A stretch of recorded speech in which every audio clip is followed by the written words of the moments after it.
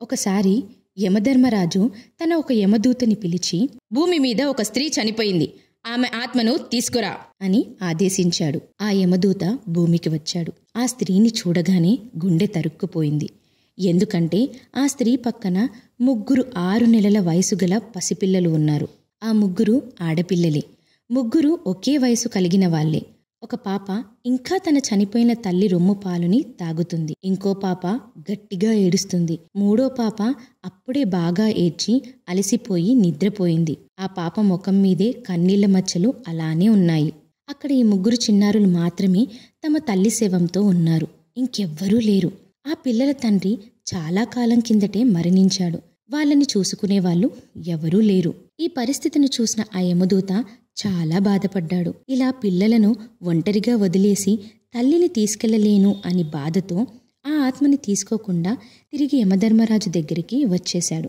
యమధర్మరాజుతో ఇలా అన్నాడు, నేను ఆమె ఆత్మను తీసుకురాలేను మహారాజా, నన్ను క్షమించండి. అక్కడ 3 పసిపిల్లలు ఉన్నారు. ఒక పాప ఇంకా తల్లిపాలు తాగుతుంది. మరొక పాప ఏడ్చి ఏడ్చి అప్పుడే పడుకుంది. 3వ పాప అమ్మ కోసం గట్టిగా ఏడుస్తుంది. నా మనసు తట్టుకోలేకపోయింది స్వామి. వాళ్ళకెవ్వరూ లేరు. కనీసం ఆ పిల్లలు కొద్దిగా పెరిగేంతవరకైనా ఆమెను బ్రతకనివ్వండి మహారాజా అని అర్థించాడు. అది విని యమధర్మరాజు కోపంతో ఊగిపోయాడు.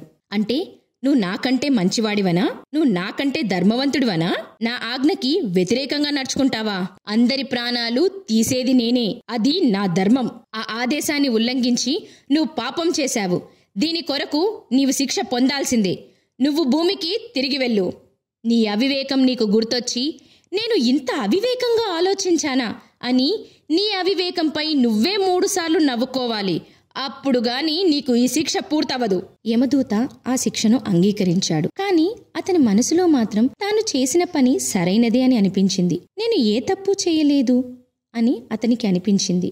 నాకు నవ్వు రావాలంటే నేను తప్పు చేసుండాలి కదా, మరి నేను ఏ తప్పు చేయలేదే అని అయోమయంగానే భూమికి తిరిగి వచ్చాడు. ఒక పేద అనామకుడి రూపంలో ఒక చెప్పులు కుట్టేవాడి ఇంటి దగ్గర దారిలో సరిగ్గా బట్టలు లేక ఏమీ కప్పుకోకుండా చలిలో పడుకున్నాడు. అదే సమయంలో ఆ చెప్పులు కుట్టేవాడు తన పిల్లలకి బట్టలు కొనడానికి ఇంట్లో నుంచి నగరానికి బయలుదేరాడు. దారిపై పడున్న ఆ అనామకుణ్ణి చూశాడు. మనిషి గడ్డకట్టుకుపోయేలా వణుకుతూ పడున్నాడు. చెప్పులు కుట్టేవాడు అతన్ని చూసి బాధపడ్డాడు. తన పిల్లల బట్టల కోసం ఉంచుకున్న డబ్బులతో ఆ అనామకుడికి బట్టలు కొనిచ్చి సరిగ్గా తిన్నాడో లేదో అని అతనింటికి పిలిచాడు. రా నాతో, కాకపోతే నా భార్యకి కోపం ఎక్కువ. ఇప్పుడు పిల్లలకి బట్టలు తీసుకెళ్ళకపోతే ఆమెకి ఖచ్చితంగా కోపం రావచ్చు. నువ్వేమీ అనుకోకప్పుడు నేను కొన్ని రోజుల్లో ఆ డబ్బులని సంపాదిస్తాలే అని అన్నాడు. అనామకుడి రూపంలో ఉన్న యమదూతకి ఇది ఒక పరీక్ష అని అర్థమైంది. సరే అని చెప్పి ఆ చెప్పులు కుట్టేవాడి వెంట వెళ్ళాడు. ఇంట్లోకి వచ్చిన వెంటనే భార్య కోపంగా కేకలు వేసింది. పిల్లల కోసం తీసుకెళ్లిన డబ్బుని దారిన పోయేవాడికి ఖర్చు పెట్టేశావా? అది విని ఆ అనామకుడు మొదటిసారి నవ్వాడు. చెప్పులు కుట్టేవాడు ఆశ్చర్యపడి, ఎందుకు నవ్వుతున్నావు నువ్వు? నాకేమీ అర్థం కాలేదు అని అడిగాడు. అది నేను 3 సార్లు నవ్విన తర్వాతనే చెప్పగలను. ఇప్పుడేమీ అడగొద్దు అని చెప్పాడు.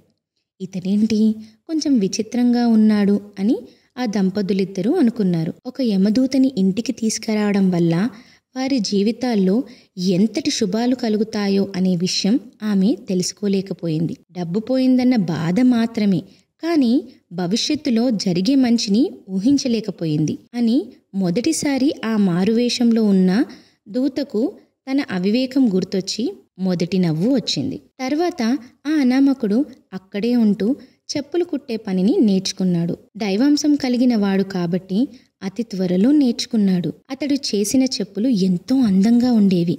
కొద్ది కాలంలోనే పేరు ప్రఖ్యాతలు వచ్చాయి. ఆ అనామకుడు వల్ల చెప్పులు కుట్టేవాడు శ్రీమంతుడయ్యాడు. ఒకరోజు రాజమహల్ నుండి ఒక సైనికుడు వచ్చి రాజుగారి కోసం జింకతోలుతో చెప్పులు చేయమన్నాడు. ఇది రాజుగారి కోసం, నక్కతోలు అస్సలు వాడొద్దు, జాగ్రత్తగా చెప్పులు చేయండి, రేపటికల్లా కావాలి అని హెచ్చరించి మరీ వెళ్ళాడు. ఆ రాజ్యంలో ఎవరైనా చనిపోతే నక్కతోలుతో చేసిన చెప్పులని తొడిగించి పూడ్చేవారు. చెప్పులు కుట్టేవాడు ఆ అనామకుడిని హెచ్చరించాడు. జాగ్రత్త, మన దగ్గర కూడా ఒక్క జతకే సరిపోయేంత మాత్రమే జింకతోలు ఉంది. దానితోనే రాజుగారికి మంచి చెప్పులు తయారు చెయ్యి. కానీ ఆ అనామకుడు మాత్రం నక్కతోలుతోనే చెప్పులు తయారు చేశాడు. మరుసటి రోజున చెప్పులు కుట్టేవాడు ఆ చెప్పులను చూసి కోపంతో ఊగిపోతూ, నువ్వు చేసిన పని వల్ల నా చావుకొచ్చింది కదరా, ఎందుకిలా చేశావు? వెంటనే అనామకుడికి నవ్వొచ్చింది. యమధర్మరాజు శిక్ష ప్రకారం ఇది తను 2వసారి నవ్వడం. అంతలోనే రాజమహల్ సైనికుడు పరుగున వచ్చాడు. రాజుగారు చనిపోయారు, ఇప్పుడే నక్కతోలు చెప్పులు కావాలి, ఏదైనా చెయ్యండి అని ఆయాసపడుతూ చెప్పాడు. చెప్పులు కుట్టేవాడు అనామకుణ్ణి ఆశ్చర్యంగా చూసి, నీకు ఎలా ఈ విషయం ముందే తెలిసింది అని అడిగాడు. నువ్వు తప్పు చేయలేదు గురువా, నేను నా శిక్షను పూర్తి చేస్తున్నాను అంతే. అనామకుడు ఏం మాట్లాడుతున్నాడో చెప్పులు కుట్టేవాడికి అర్థం కాలేదు. అనామకుడు 2వసారి నవ్విన కారణం ఏంటంటే, మనం భవిష్యత్తుని ముందుగానే ఊహించలేం. మనం చేసే వ్యూహాలు, ఆశలు కొన్నిసార్లు వృధా అయిపోతాయి.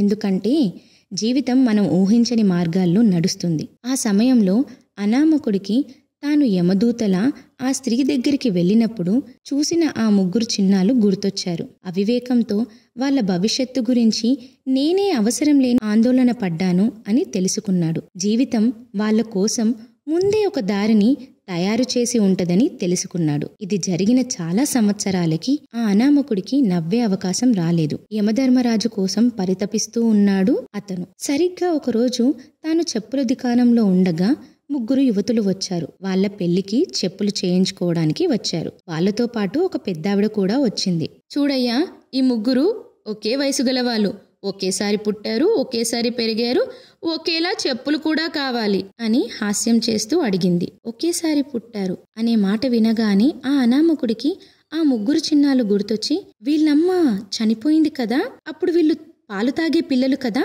అని అడిగాడు. అవునయ్యా, ఆ తల్లి చనిపోయింది. నేను వీళ్ళకి పెంపుడు తల్లిని. ఎన్ని నోములు చేసినా, ఎన్ని దేవుళ్ళని వేడుకున్నా నాకు పిల్లలు పుట్టలేదు. నేను ఆ క్షోభని భరించలేక వీళ్ళ అమ్మ ఇంటి పక్కన ఉన్న బావిలో పడి చనిపోదాము అనుకున్నాను. ఆ సమయంలో చంటి పిల్లల ఏడుపు వినిపించేసరికి నేను వీళ్ళింటికి వెళ్ళాను. అప్పటికే వీళ్ళమ్మ చనిపోయింది. తర్వాత తెలిసింది ఆమెకి ఎవరూ లేరని. ఆ మహాతల్లి తన పిల్లల్ని నాకిచ్చి నాకు జీవితానికి వెలుగునిచ్చిందయ్యా అని కన్నీరు పెట్టుకుంది. అంతే. అనామకుడు ఒకసారి గట్టిగా నవ్వాడు. ఇది 3వసారి తన అవివేకాన్ని గుర్తు తెచ్చుకుంటూ నవ్వడం. అంతే. ఆ క్షణం ఆ అనామకుడి కోసం యమలోక ద్వారాలు తెరుచుకున్నాయి. ఇంతవరకు తనకు సహాయం చేసిన చెప్పులు కుట్టేవాడికి ఇలా చెప్పాడు. నాకిప్పుడు పూర్తిగా అర్థమైంది, నేను తప్పు చేశానని.